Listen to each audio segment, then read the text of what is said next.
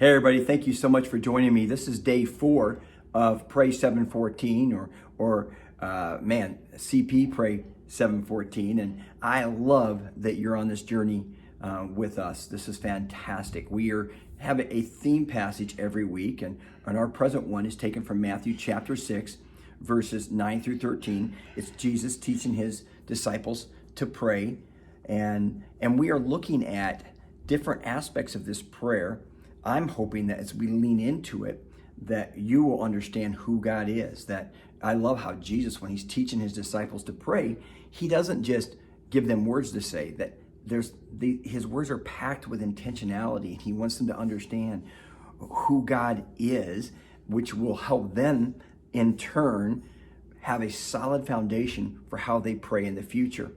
Just when he says, "Our Father who art in heaven," the fact that he starts it with that we recognize that God is a father and he longs to be our dad.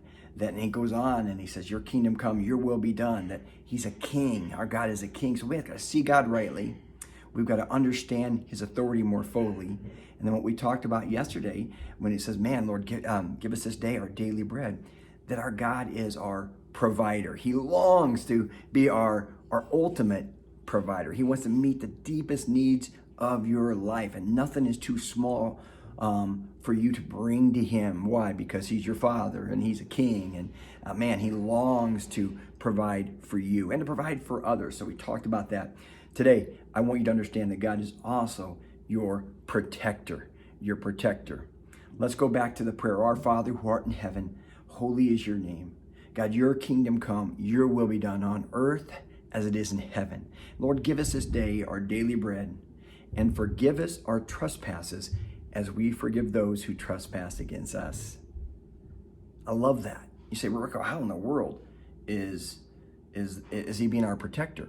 Well, forgiveness is a way for you to stay missional in your life and to reflect your life being more like Jesus' life. See, God wants to protect your heart from bitterness. God wants to keep you from in the middle of a world of offense, of you living with the offended. He wants you to know, even as he did, what it looks like to choose to forgive people. When you forgive someone, that's not saying everything goes back to normal. That's not saying you have to trust that individual again.